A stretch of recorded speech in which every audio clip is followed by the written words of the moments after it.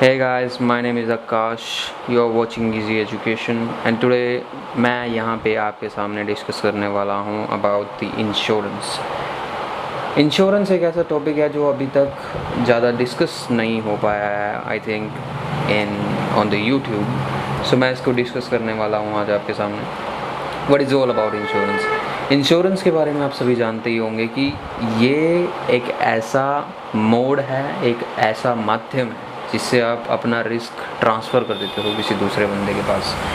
Sir बिल्कुल भी समझ में नहीं आ रहा है सर, आप क्या कह रहे हो. इंश्योरेंस आपका एक कॉमन वर्ड है.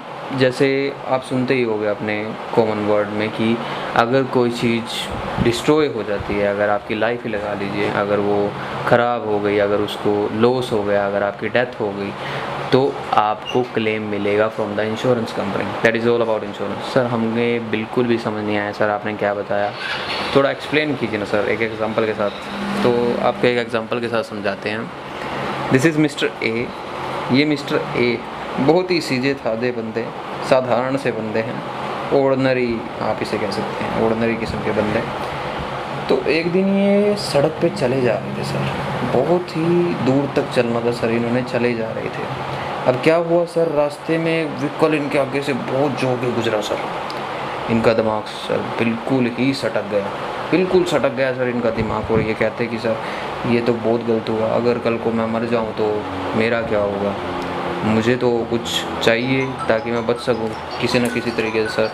तो इन्होंने क्या किया सर, अपना इंश्योरेंस करा लिया. इंश्योरेंस जब इन्होंने कराया तो इन्होंने अपनी जो लाइफ है सर, इनकी जो लाइफ है उसका जो रिस्क है सर वो ट्रांसफ़र कर दिया टू द इंश्योरेंस कंपनी.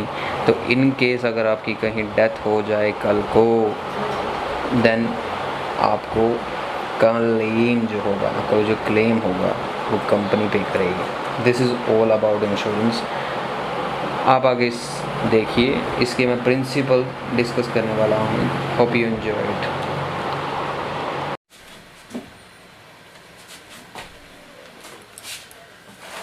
तो सर हम इंश्योरेबल इंटरेस्ट की बात करते हैं. अब इंश्योरेबल इंटरेस्ट की बात हम जब करने लगे तो सर हमारे दिमाग में एक ख्याल आता है कि what is insurable interest is all about. Insurable interest है क्या चीज़. सर आप जो भी इंश्योरेंस कराने वाले हो उसमें आपका हित होना ही चाहिए. हम समझे नहीं, बिल्कुल भी नहीं समझे सर. आप कहना क्या चाहते हो. फॉर एग्ज़ाम्पल, अगर आप अपनी लाइफ का इंश्योरेंस करा रहे हो then you should have interest in it. Sir what interest sir. आपका उस चीज़ में इंटरेस्ट होना चाहिए, आपकी उस चीज़ में दिलचस्पी होनी चाहिए. क्या आपकी अपनी लाइफ में दिलचस्पी है. If you have then comment in the description box below. आपकी अपनी लाइफ में इंटरेस्ट होना चाहिए. इफ़ यू आर डूइंग और आप करा रहे हैं अपना फायर इंश्योरेंस करा रहे हैं. Fire insurance sir, fire insurance होता है आगे मैं डिस्कस करूँगा अगले आने वाली वीडियो में, अगले पार्ट में सॉरी.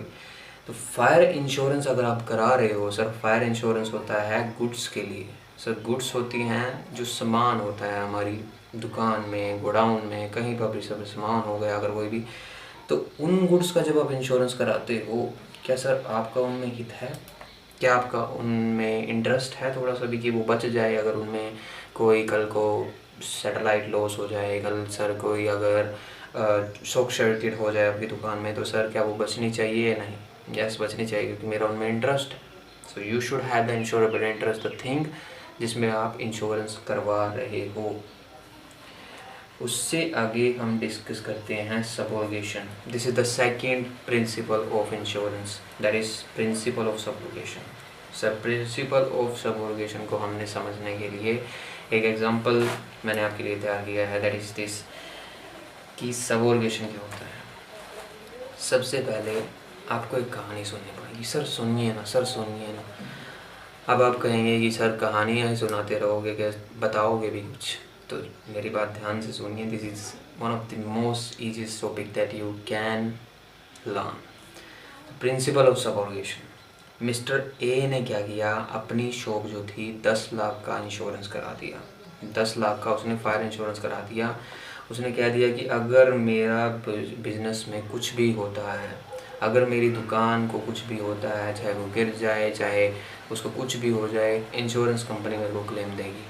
सर इंश्योरेंस कंपनी मेरे को पैसे देगी अगर मेरी दुकान को कुछ भी हो जाता है इन केस। तो क्या हुआ सर, ये थी उसकी मार्केट में दुकान ए की। दिस इज़ दुकान of A and this is the दुकान ऑफ बी। ये बी की दुकान थी और ये ए की दुकान थी। सर क्या हुआ एक दिन कि बी ने क्या किया, अपना एक बिज़नेस स्टार्ट करने की सोची कि भाई मैं तो अंडरग्राउंड बिज़नेस स्टार्ट करूँगा, मैं तो नीचे अपना जो है दुकान खुदवाने की सोच रहा हूँ। मैंने कहा ठीक है जी, आप अपना कीजिए बिज़नेस, ठीक है। उसने बहुत बड़ा खड्डा खुदवा दिया अपनी दुकान के सामने। सर ये बहुत इतना बड़ा खड्डा, देखिए सर कितना बड़ा खड्डा खुदवा दिया। मैंने कहा भाई रुको रुको, क्यों इतना बड़ा खड्डा खुदवा रहे हो? ये नहीं रुका जी। अब क्या हुआ सर, बारिश आ गई अगले दिन बहुत। ये देखिए सर कितनी सारी बारिश आ गई, कितनी सारी बारिश आ गई। इतनी बारिश आई तो सर ये जो ए की दुकान थी ये सर ढह गई। इसकी दुकानें बहुत ही ज़्यादा कमज़ोर थी बच्चों। ये जो दुकान थी ये ढह गई। अब जब ये दुकान ढह गई तो मैं सर, ये देखिए मेरा मुंह, ये देखिए सर मेरा मुंह, कितने आंसू निकल रहे हैं सर। ये देखिए मैं तो सर इंश्योरेंस कंपनी के पास गया, भाई मेरे 10 लाख रुपए दीजिए, कहाँ पे हैं?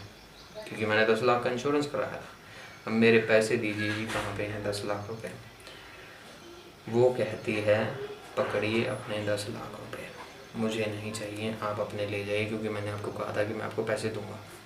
सर ठीक है, मैं खुश हो गया। अब इंश्योरेंस कंपनी क्या करेगी? इंश्योरेंस कंपनी इस पे केस करेगी, बी पे। सर क्यों क्यों बी पे केस करेगी? क्योंकि he is liable for that loss. यही बंदा है जो कि लाइबल है उस लॉस के लिए। इसमें कंक्लूजन ये निकलता है कि when third party cause any loss to the mister A, तो मेरे को हक है, यानी जो आपकी कंपनी है उसको ये हक है कि वो उससे पैसे रिकवर कर सके, चाहे वो केस करे चाहे वो कुछ भी करे, पर वो उससे पैसे रिकवर करेगी। इसका कंक्लूजन ये निकलता है कि यहाँ पर आपको पैसे रिकवर करने हैं थर्ड पार्टी को, अगर किसी को लॉस हुआ है, जैसे कि insured. Then we have principle of indemnity. This is one of the most important principles I ever have listened. ये प्रिंसिपल बहुत ज़्यादा इम्पोर्टेंट है। इसमें क्या है, insurer agree to pay no more than the actual amount of loss. Sir क्या मतलब, क्या है इससे सर, मतलब क्या क्या पे करेगा सर वो एक्चुअल अमाउंट ऑफ लॉस? मान लीजिए आप एक मोटरसाइकिल लेके बाहर निकले आज ही, ये सर आपकी मोटरसाइकिल है। सर ये मोटरसाइकिल थोड़ी ना है, ये तो सर आप कुछ बना रहे हो। अरे माफ़ कीजिएगा, मेरी ड्राइंग इतनी ख़राब है। तो आप क्या किए, मोटरसाइकिल लेके निकले बाहर आज, आपने अपनी गाड़ी का इंश्योरेंस करा रखा था 1 लाख रुपए का। सर ठीक है, आपने कहा तो सर हम मान लेते हैं कि आपने 1 लाख रुपए का इंश्योरेंस कराया हुआ है। सर इसका आपकी कीमत थी, सर मैंने अभी अभी परचेज़ किया है ये hero Honda bike. Sir hero Honda तो बननी बंद नहीं होगी, चलो स्प्लेंडर लगा लीजिए। मैंने स्प्लेंडर परचेज़ की थी अभी अभी 60,000 रुपये की। क्या हुआ सर, मेरी रास्ते में जाते जाते गाड़ी का एक्सीडेंट हो गया इसका। उसमें सर मेरी लाइट टूट गई, मेरे कई बॉडी पार्ट थे वो भी सर तहस नहस हो गए इसके। तो मैं सर रोता रोता गया इंश्योरेंस कंपनी के पास, इंश्योरेंस कंपनी के पास। अब सर मैंने उनसे कहा कि देखिए भाई मेरी लाइट टूट गई है, मेरे बॉडी पार्ट टूट गया, मेरे को कुछ क्लेम दीजिए जो मैंने 1 लाख का इंश्योरेंस कराया था। तो सर वो कहते बैठिए 1 मिनट, चाय वाय कुछ लीजिए। मैंने कहा यार चाय नहीं, मुझे तो मेरे बॉडी पार्ट्स और वो लाइट दे दीजिए बस, मुझे तो वही चाहिए। तो उन्होंने क्या किया, चलिए अब हमारे साथ चलिए, हमें अपनी बाइक दिखाई।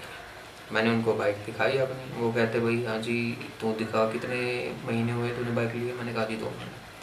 उन्होंने क्या किया, डेप्रीशिएशन काट लिया सर जी मोटरसाइकिल में से मेरी, डेप्रीशिएशन काट लिया। सर मेरी 60,000 की बाइक थी, उन्होंने 10,000 का डेप्रीशिएशन काट के सर इसे 50,000 की बना दिया। सर ठीक है 50,000 बना दिया।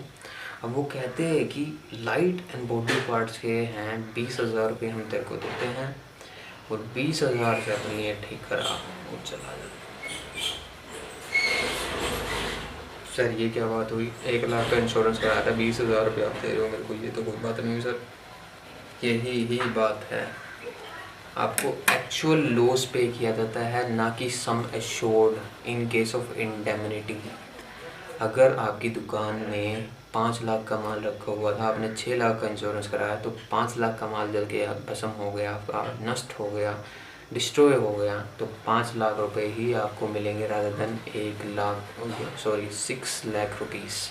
rather than 6 lakh rupees आपको सिर्फ 5 लाख रुपए मिलेंगे। This is all about the principle of indemnity. Then you have the contribution. ये सबसे मज़ेदार और मेरा फेवरेट सिद्धांत है इंश्योरेंस का। यहाँ पे क्या हुआ सर, एक बात करते हैं मिस्टर ए की। ये बहुत ही ज़्यादा रिच मैन था, रिच, बहुत ज़्यादा अमीर अमीर अमीर आदमी, ये अमीर आदमी था बहुत ज़्यादा। इसने क्या सोचा कि भाई देख, मेरे पास पैसे तो बहुत हैं, देखिए मेरे पास डॉलर भी हैं, मेरे पास रुपए भी हैं, बहुत सारे पैसे हैं, क्यों ना मैं दो कंपनियां से इंश्योरेंस करा लूँ। एक होगी HDFC कंपनी, नाम तो सुना ही होगा आपने, एक होगी एक्सिस बैंक। मैं दो कंपनियों से इंश्योरेंस अपना करा देता हूँ, एक से 2 लाख का कराऊँगा, एक से 1 लाख का कराऊँगा। अब यहाँ पे बात आ जाती है कि इसका क्या हुआ सर, इसने ये गाड़ी में जा रहा था सर, इसका कल जाते जाते एक्सीडेंट हो गया सर, इसने एक्सीडेंट इंश्योरेंस कराया था 2 लाख का इससे, 1 लाख का इससे। अब सर क्या यहाँ पे क्वेश्चन ये अराइज होता है कि आप 2 लाख देंगे, 1 लाख देंगे, क्या होगा सर, आप 3 लाख इसे दे देंगे? नहीं, दिस इज़ रॉन्ग। आप इसे 3 लाख नहीं प्रपोर्शन में दोगे। सर ऐसे क्यों? पैसे तो दोनों जगह लगाए हुए हैं, 2 लाख भी यहाँ, 1 लाख यहाँ पे, क्यों सर ऐसा क्यों? कंपनी ने इसको डबल बेनिफिट देने से बचाना है सर, कंपनी ने इसे डबल बेनिफिट देने से बचाना है कि इसको डबल बेनिफिट ना हो।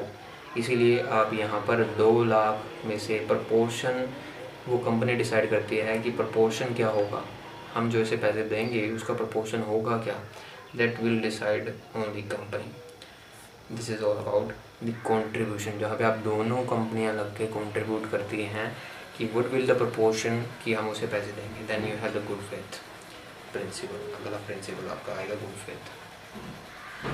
इंश्योरेंस जब भी आप लेने लगते हो तो एक चीज़, जैसे आप आपकी म्यूचुअल फंड की आप एडवर्टीजमेंट देखते होगे तो उसमें एक लाइन आती है, the market subject to market risk.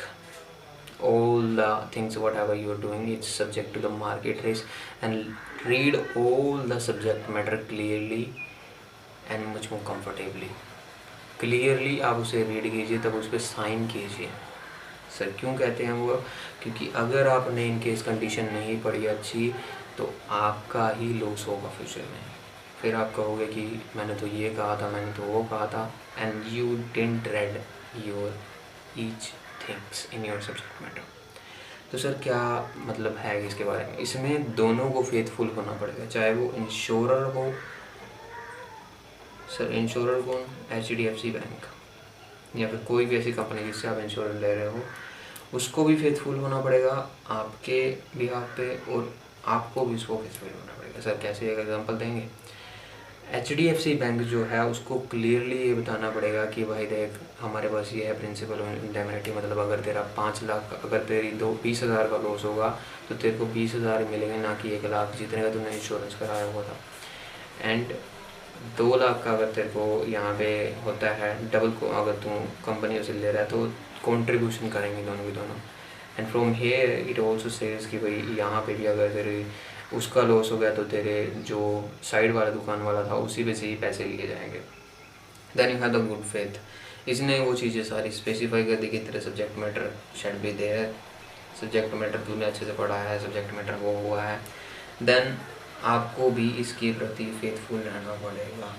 Sir faithful कैसे, हमें कुछ बताएंगे सर, फेथफुल कैसे रहेंगे इसके खिलाफ? आप इसके खिलाफ फेथफुल ऐसे रहेंगे कि आपको अपनी एज के बारे में बताना। अगर आप लाइफ इंश्योरेंस कराने लग रहे हो, फॉर एग्जांपल आपकी लाइफ इंश्योरेंस अगर आप करा रहे हो तो आई थिंक 70 to 80 कंपनियां इंश्योरेंस नहीं करती।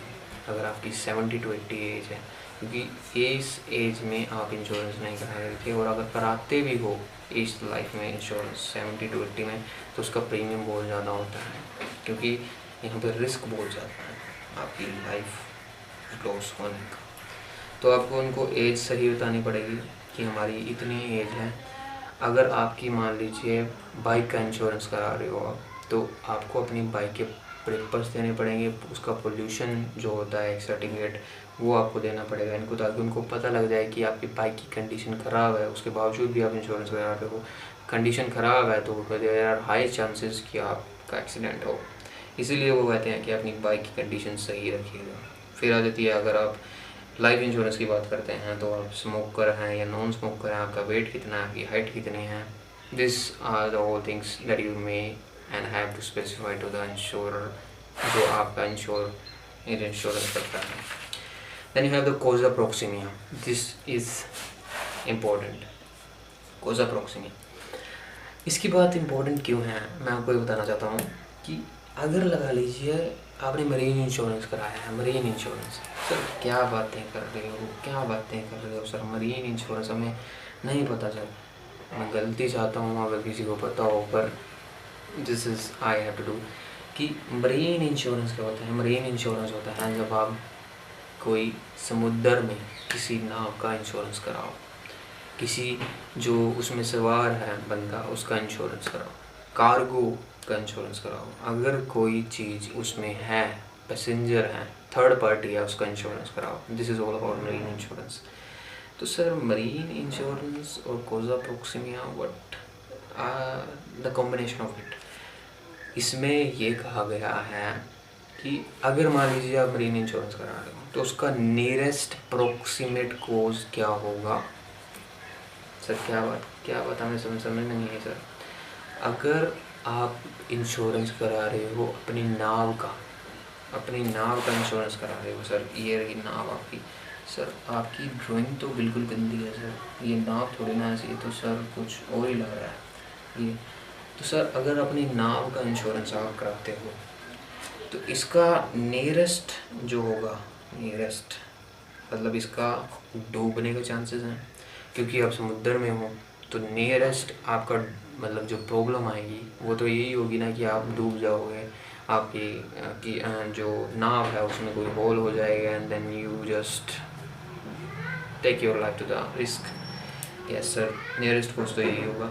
तो अगर मान लीजिए खुदा न खास्ता आपके जो है बोट में कल को चूहे बढ़ जाएं, कल को चूहे आपकी खोज उसमें जो नाव है उसमें घुस जाएं, तो क्या होगा सर।